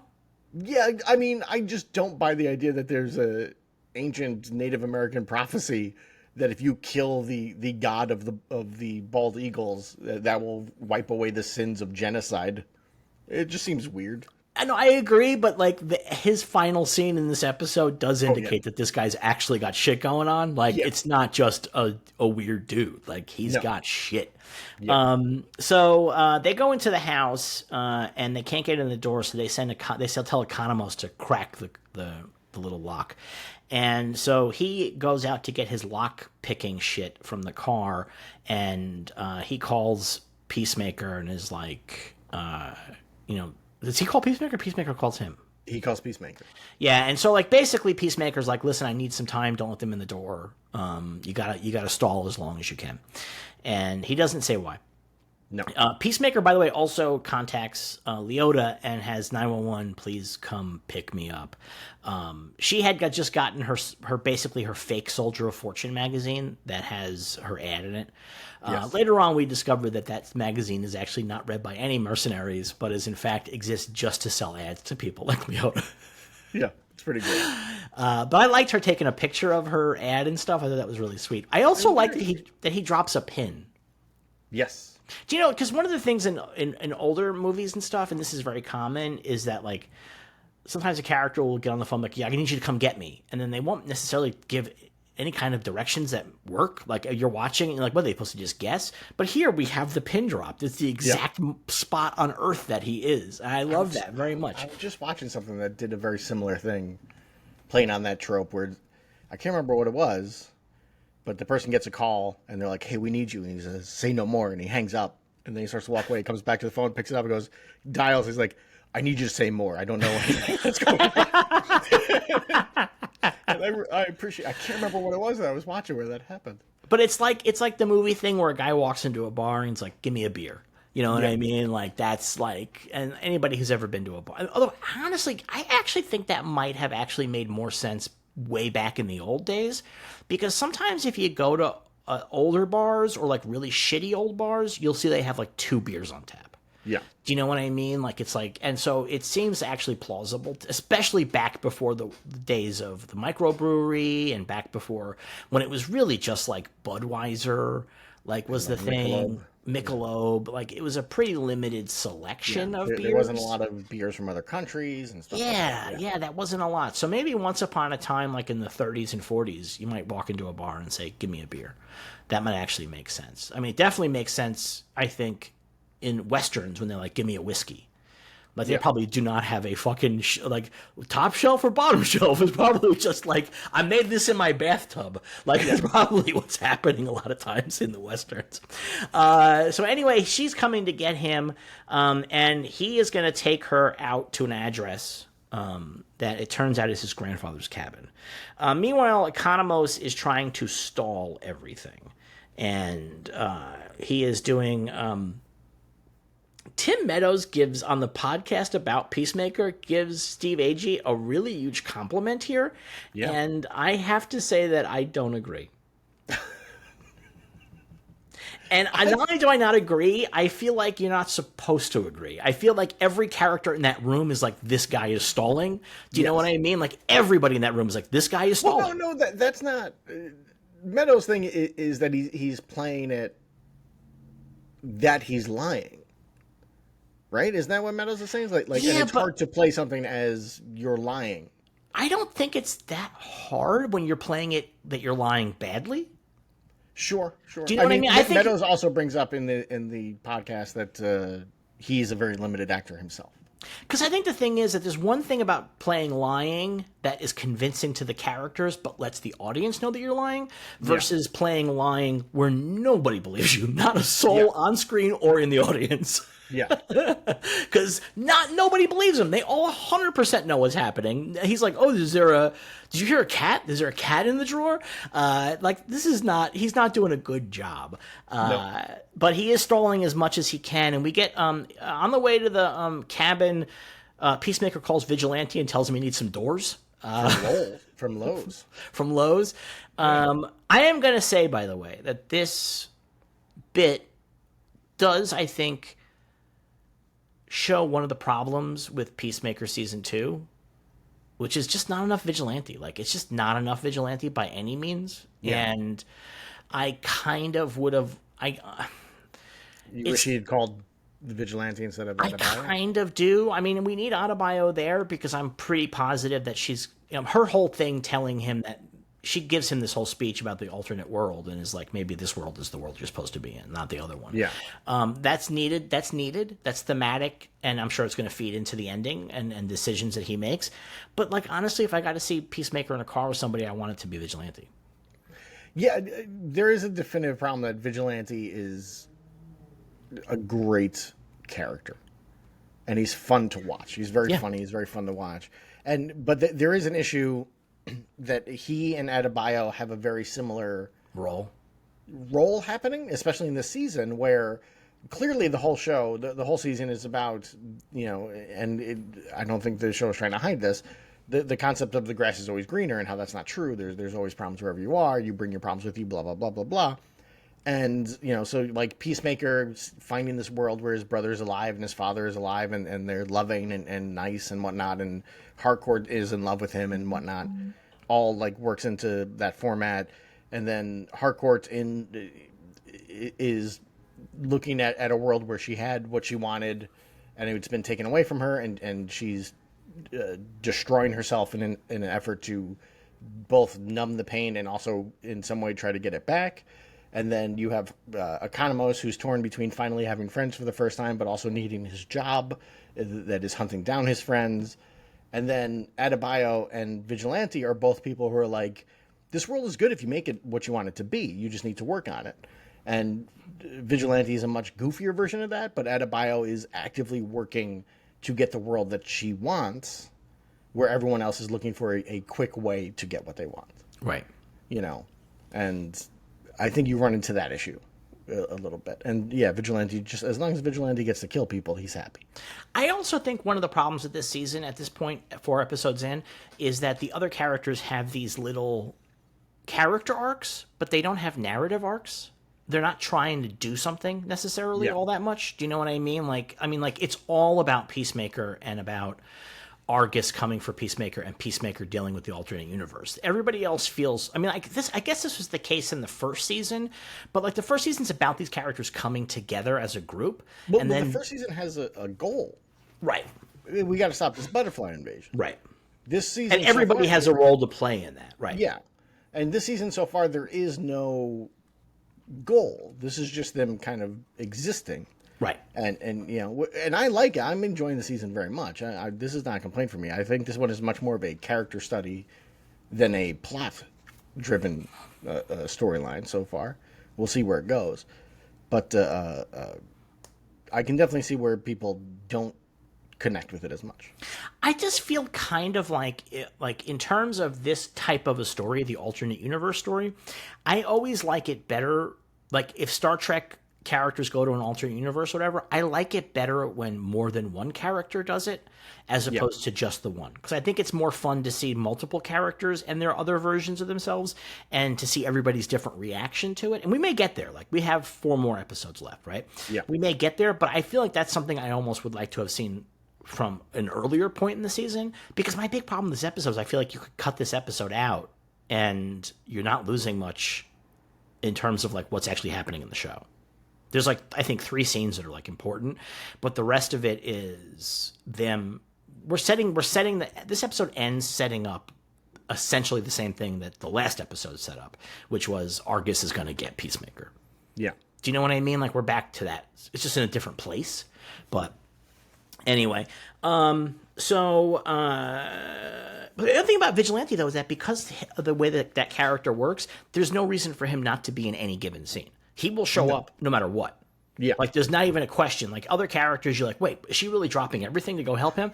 But Adrian, you're like, oh, yeah, of course. He's going to literally drop. Like, he could be, like, saving somebody's life and let them go just to go be with Peacemaker. So, like, and I think that's maybe a little bit of my issue, too, is that, like, he should be around more.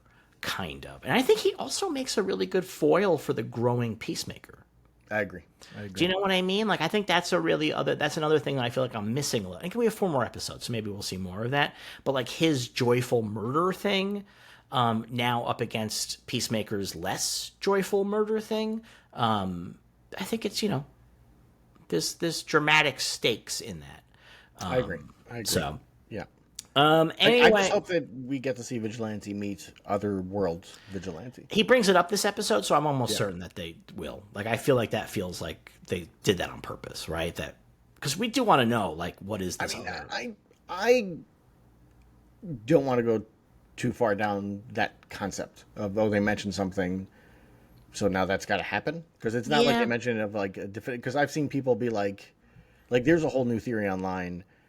Because Chris says, when he's talking to Adebayo, he says, maybe I'm supposed to have lived in that world and the me there was supposed to live here. And now people are like, oh, that's what happened is the 2 Augies traded sons. And that's what's happening. It's like, no, that's not what's happening. like I hope that's not what's happening. Well, that's you know what's a goofy thing to do. I can't tell if Gunn is lying or not on the podcast, but on the podcast, they talk about the fact that they're... And he says it in this episode, too, which is like, if your dad didn't create the quantum unfolding chamber, because Peacemaker's like, no, he fell out of 5th grade. Like, no, he could not have built it. And Leota's like, well, what about the helmets? And he goes, that's a long story. On the podcast, Gunn says that we don't get that story this season, but that he has it in his head. I don't think he's lying about that. Because that comes up from Steve Agee asking about it. Right. Saying, what's the story with those? He's like, I know what it is. It's very cool. I'm not going to reveal it yet. Yeah, I mean, because that's the thing. If your question is, did they swap kids? The fact that we would find in the course of discovering that, we would discover that our Augie got the helmets from that Augie. Yeah. Do you know what I mean? Like, because that Augie might be smarter or more together than this Augie. He obviously is. He definitely is. Yeah, I mean, that's without a doubt. So I think... There is one question I have. What's that? In that Peacemaker knows that there are 99 doors. Mm-hmm. He said it in this episode. I think he said it in a previous episode as well. It's like it opens up to 99 other realities. Right. That means they did inventory of the entire space. He never noticed before that there was a door that had other Peacemaker helmets? I mean, since they found it when Chris was a kid, they might have done the inventory then. It's so why would there wouldn't be a Peacemaker helmet rack? No, I agree with that, but like at that time, but like over the last 30 years, to not explore that space again. Oh, I have zero problem believing that Peacemaker never explores that space again. No, I guess that's true. Zero. He is a guy who looked up at bullet holes in his ceiling and was just like, "Oh, that's weird." Yeah, and then moved on. Like, so, that's the thing. That's like, true. I do believe that it's pretty reasonable. The question I have, I guess they moved the device to the house, right? Because that's how Peacemaker knows how to turn it on. Because I was at first, I was like, did they build the house around the door? Well, he says that they moved it twice. Right. Yeah, that's right. Because he says the trailer and then to the trailer house. and then into the house. Yeah. We have all this stuff where we kind of get that backstory. Meanwhile, Argus is at the door on their end, and Economos can only hold them off so long. And I like when he spits in. He spits in Flurry's face. Flurry calls him Ginger Cool one time too many. And there's a whole bit in this where Sasha Bordeaux is like, I don't get paid to deal with your bullshit. And Economos is like, actually, that is literally what your job is. Because look me up in my files, you will see that I am a real pain in the ass and I have social difficulties, but my skills are so extreme that it's worth dealing with them. So that is your job. I like that a lot. Because that's such a line. I'm not getting paid to deal with your bullshit. And I like the idea that somebody's finally like, yes, you are. That is exactly exactly what you're doing. Yeah. And we also get his backstory that he hacked the CIA at 14, and that's how he Yes. ended up in the government employ. That happens in real life. It does. It does happen in real life. So they get the door open, and we see that the door is operating. Well, before they get the door open, this line made me laugh really hard. Is him still trying to, Economos still trying to slow things down, and he's looking in his case and he pulls out something and goes, I'm going to use this thing. This is a really good thing. And I love, like, he seems to not even be sure of what it is. He's like, I guess maybe this will do something. Who knows? Yeah. I love it. I mean, I think that, so this is not a complaint, but as I was watching it, I was like, I think I could do this a lot better than Economos. Yeah. Do you know what I mean? Like, I think I could stall a lot better. Like, I could pretend like this is more complicated. All he has to do is plug it in and press a button. Like, any of them could do that. I think that, but they don't know that because I think they would just take the fucking thing and do it. So I think that I would be able to pretend like this is a much more complicated task. Like, I would hook it up to my laptop and be like, okay, you know what I mean? Like, I think I would be doing that kind of stuff. It's funnier this way. I'm not saying that it's not the better choice comedically, but watching it, I'm like, I could definitely do better than Economos. Like, I 100% could stall. I think I can stall pretty well. Can you? You can't stall, I bet. No, I don't think I'm a good staller. Yeah. No, I don't think I'd be good at that. Yeah. I think you've been with me when I have stalled, but almost never on purpose. It's because my brain gets me off track or I lose something or whatever, and you get mad. Like, it takes forever to get out the door someplace, and you're like, oh, just hurry up already. Like, well, inside info for the listeners, this very episode, we recorded our opening with the questions and whatnot, and then we paused for a moment, and then 4 times Devin went, you ready? Wait, hold on. Okay, you ready? Wait, I lost the tab. Yeah. I was like, what is going on? Stop asking if I'm ready. Yeah, I think I'm ready, and then all of a sudden I realize, oh no, I can't go yet. My favorite was, are you ready? Wait, I lost the tab. I don't know where it is. I did lose the tab. I had the tab that had our recording thing, and I could not find it because I have too many tabs open right now. So, but I think that's people at home can, too many tabs. For sure. Oh, yeah, no, for sure. But it's funny. Brittany used to keep, like, I'm going to say, honestly, 100 tabs open. And if I get more than, like, 7, I start getting upset. I would say I have about 20 going right now. That's too many. What do you, for what? 6, 7, 8, 9, 10, 11, 12, 13, 14, 15, 16, 17, 18, 19. Three of them are Google Docs that I'm working on. 2 of them are my 2 different email boxes. I have a Vimeo of a screener that I started watching, but then decided I wanted to watch later, so I just kept that open so I don't have to sign back into it later on. I have I keep the Patreon open so that I can just go to it and like start putting things in there, but I also keep some of the back end Patreon stuff open, so that's another 2. And then I just have like Reddit, and I have the Tommy Westfall universe wiki. I mean, we were talking about that. Yeah, I mean, so like that's the thing. I mean, like I have Blue Sky going here. So yeah. Anyway, they get it open. It has the white light and everything. But as they try to get it open, Peacemaker manages to get his side of it up, and it's kind of interesting. It's like he's like playing like a game. Like it's like is it like Elden Ring? Not Elden Ring.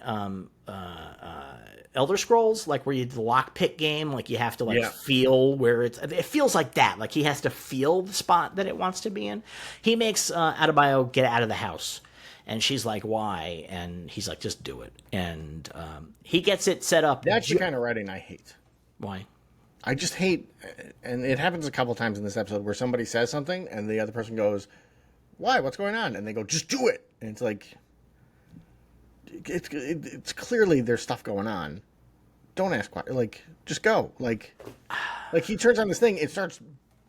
Energy starts shooting out of it. And he's like, "You should get out of the house." And she's like, "Why?" It's like, what do you mean why? Why would you want to be near that fucking thing? Like, get away from it. Like the Ghostbusters is the perfect answer. You turn on the proton pack and slide away as quick as you can. Like, you don't know what's going to happen. Maybe she thinks that it's going to create candy and he's going to take all the candy. Maybe. Yeah. That's what she wants to know. Are you holding back candy from me? Like, is that? I mean, that's a pretty serious problem if that's the case. That would be very rude. So this all happens at the exact same time. Just as they begin to open the door, he gets his side of the door going, and it slams their side of the door shut, and it creates an explosion at the cabin.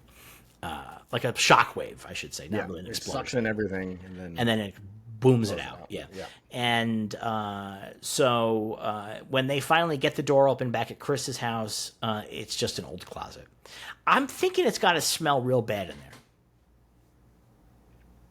I would think so, yeah. Because you can't open that door without doing the keypad, and when the keypad goes, you're definitely opening the portal, so he cannot have been in that closet for a long time. Yeah. Right? So that's my thought process, is that it's got to really stink in there. Like, it's got to be, like, really moldy old. Although, I mean, for all we know, that door exists in, like, a frozen state. So no time has passed for that closet. I don't know why it would, though, because it seems like you just walk through the portal as opposed to anything on the other side. Like, it's a portal itself is, like, sort of almost two-dimensional, and you just walk through. Oh, no, that's true. That's very true. You know what I mean? Like, it doesn't... You see it in the woods. Yeah. That's just sitting there. Yeah. Yeah, and so I think that there's no sense that it fills up that room. That room has just been closed off for years, and it's just full of old sweaters, which is exactly the kind of shit that gets musty. I imagine, like, maybe, like, it's like all the bugs find their way in there. You know what I mean? Like, it's an older house. Like, they come in through. This is the worst analysis of a television show anybody's ever done. The bugs. I think it might be full of bugs, guys. So she gets on the phone with Rick Flag Sr., and Rick Flag Sr. is like, what do you mean it's fucking full of goddamn sweaters? And so he's got to do something. He flies across the country to go talk to Amelia Harcourt, and he realizes that Peacemaker's ahead of them, and that he has this door still, and he needs somebody to basically to do a Judas Iscariot on.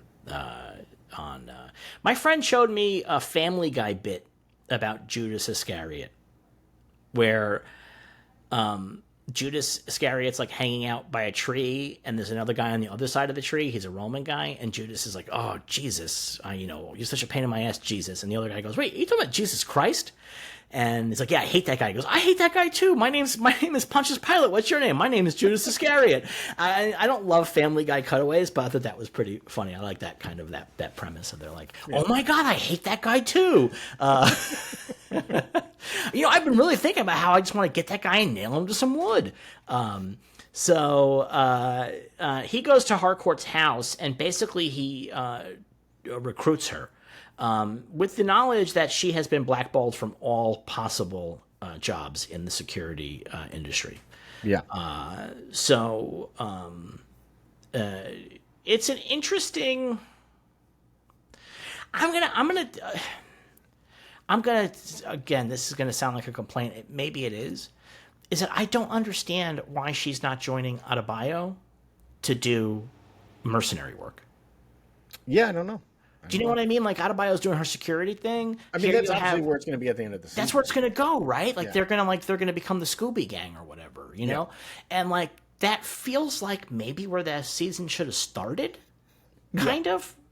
Like, I feel like that we spent the whole first season bringing them together, and then now we're going to have to do that again this season, because it does feel like at the end they're going to be a team. Oh, for sure. And so that's... But I think you could have done a thing where, like, this season starts, Harcourt and Adebayo have started their own mercenary, business. Harcourt put all her money in it. They're not getting clients. Right. So it's not going well, and she's out there getting herself beat up and whatnot. You can still do all that stuff. But she's been blackballed, and she wants back in because the business is not working, and Adebayo is still all in on the business. You let Economos keep working at Argus because he's not going to give up a steady paycheck and all that kind of stuff, And right, Peacemaker is trying to be a superhero, so he's not going to join their thing initially. Like, like you can... if Vigilante wants to join, they won't let him. They won't let him, right? Yeah, this feels like it just writes itself. So it's kind of interesting to me because I think one of the things that I get frustrated with in sequels, and this show really feels like a sequel. It doesn't feel like the next season. It feels like the sequel to Peacemaker. Yeah. Is when they put everybody back where they were. It's the Ghostbusters 2 problem. Well, it's interesting because they put everyone. I wouldn't say they put everyone back where they were because the characters are definitively different than they were at the end of season 1. Yeah, but they're still scattered and they're whatever. scattered. They rescatter them, but like their personalities, their growth from season 1 has carried over.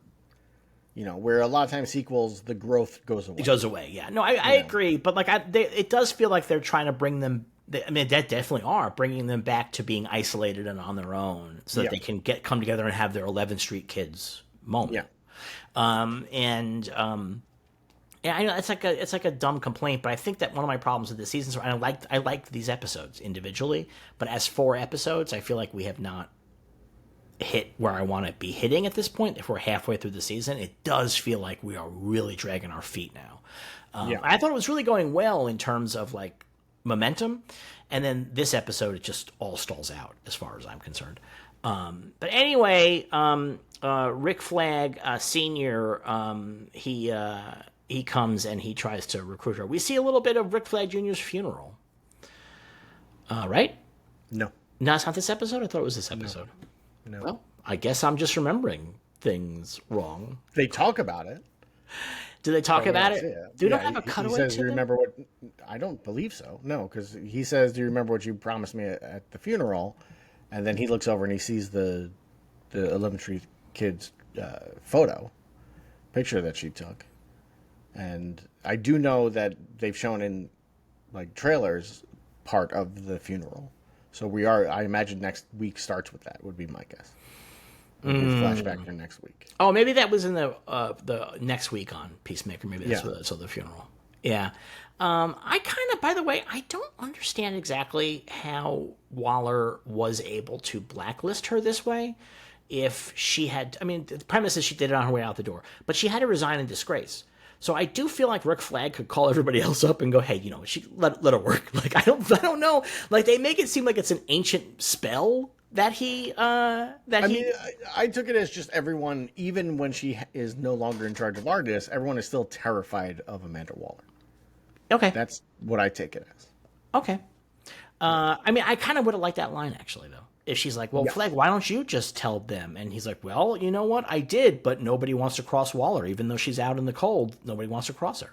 In fact, they want to cross her less than ever now that she's out in the cold. Of course, now she's going in front of Congress, and they don't want her to say stuff. Right. Or also, now that she's not answering to anybody, not even the president, she could do whatever the fuck she wants. Like that's she's maybe even more dangerous without the structure behind her. Anyway, so we get that, and that's like the whole episode, right? Nope. What are we missing? Oh, we're missing Red St. Wild. Yeah, and then we have Red St. Wild in the woods, and he is using appropriation. He's using the blood from his head wound to create an eagle glyph in the dirt, and then he's in front of a fire, and it gets magical. Something happens. Some kind of portal magical thing opens, and the image goes on his forehead, and it's kind of pretty amazing. And he flies over eagly. Yep. Astral projects, I guess. Yep. Right? This is why I think, like, he has some kind of point about the eagly of it all. Do you know what I mean? Like, if he can do this, he's not just pulling shit out of his ass. I mean, it's definitely, I suppose, in some way possible, but I don't think eagly is a meta bird, if you will. Well, you know what's interesting? In terms of this whole show, one of the big themes of this show in general is redemption. And so this premise here that to kill eagly can bring redemption, I think fits thematically within the show. That, you know what I mean? Like some redemptions maybe you don't get because you're not willing to make the sacrifice that you need to redeem. I mean, so that seems plausible. I mean, it may not be the primary. Or sometimes you look in the wrong direction for redemption. Right. You know, because I would say killing eagly is not going to forgive the sins of genocide. That's my theory. So at the end of the episode, Harcourt sets up a meet with Peacemaker in a park. Yep. And so she has done the betrayal, and then that's the end of the episode. Yes. I want to say something. I saw an incredible Instagram story from somebody I know, and it was about the next week on Peacemaker, and it said the coming attractions on Peacemaker may be triggering today because it has somebody with a sniper rifle in it. And this aired obviously the day after the recent political assassination, and I was like, can people be normal for like a second? Can we just be normal? Like, nobody's gonna see fucking somebody judo master with a fucking sniper rifle in the next week on and be like, I am deeply upset by this. Like, No. You're completely wrong. yeah. People will say that. I know, but like, you don't have to do like, oh, warning, there's a disturbing shot of a sniper rifle in the next week on. Like, you're feeding that. You're telling people maybe you should be upset. Just be fucking normal for a minute. Just for 1 minute out of this goddamn whole year 2025. Just be normal. Just be normal. Is that? I don't disagree. I want to be very clear. I think sometimes we go too far with content warnings or trigger warnings. Especially like I've seen ones where it's like content warning, and then they'll say what the content warning is for, and it's like, well, wouldn't that also trigger it? Just mentioning. Well, I don't want to get into the content warning thing because we definitely have some listeners and participants who have very different opinions. So I'm just saying, like, but I feel like this is the same kind of thing.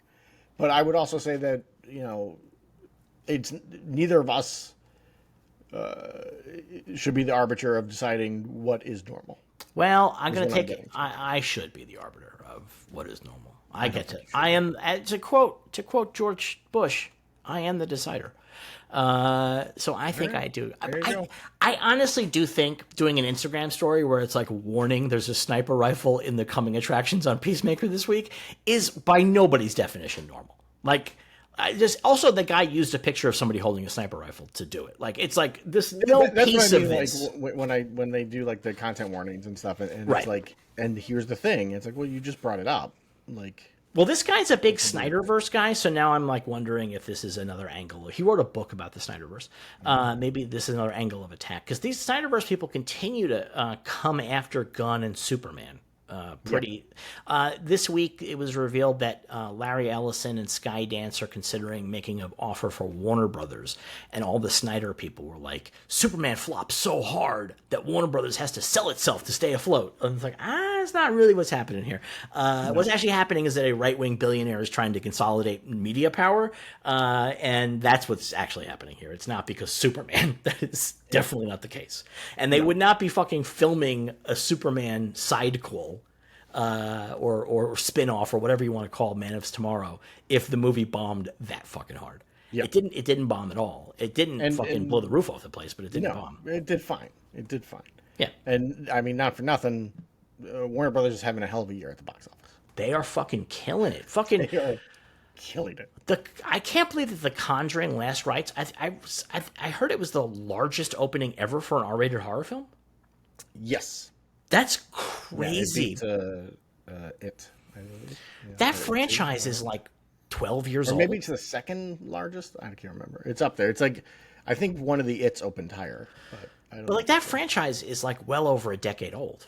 Yeah. And it's hitting its highest point now. Yeah. With its worst movie. Second. Although you think second worst, but I think I can't. Any movie where they have a length. I mean, I can enjoy a lengthy fist fight with a mirror. I cannot say that that's a good movie, though. I can enjoy it. I cannot argue for it. So that's kind of how I feel. Anyway, we shall return next week for the next episode of Peacemaker. This is the last episode that critics have seen. I thought they saw the first 5. Well, I'll be next week is 5. Yeah. Right, I said. Oh, I'm sorry. I thought when you said this was, I thought you meant. I said the one we just did. No. The one that's coming out next week is the final one that critics have seen. Grace Randolph, who is, Grace Randolph, had said that she liked what she's seen of Peacemaker season 2, but that she wouldn't be recapping 4 and 5 because there isn't much to recap. And I rolled my eyes when I saw that, and then I watched 4 and I go, oh yeah, okay. I kind of get it. Like, we went longer than we did last week, on this episode, but like we were kind of all over the place a little bit. So there's not a ton to recap this week. We kind of blew through the recap portion of it. So maybe next week continues with the not much that happening. I hope not, because I would like this to be the one foot dragging episode. Are you looking for more news? I'm checking. Yep. Anyway, we'll be back again next week with the next episode of Peacemaker Season 2. If you're watching this on YouTube, please like and subscribe. That's what they do. It makes a big difference for us. And if you're listening to this on a platform that is not Patreon, or you're coach your Patreon up to another platform or whatever, please rate and review us on your platform. Please bring new listeners in. We could really use the help. And if you are listening to this but do not belong to the Patreon, consider coming and joining us in the Patreon. This month, we are in October. I'm going to be raising the prices of the different tiers for new members. Old members are going to stay right where it was. The new members is going to get a little bit more expensive. Not crazy. So, but if you've been thinking about it, now's the time to do it. So come on over and lock in your founder's rate, the original rate on our tiers. That's www.patreon.com/cinemasangha, SANGHA. We shall see you guys again next week. Until then, may you be happy, may you be healthy, may you be safe, may you be well, but most of all, may you remain a true believer.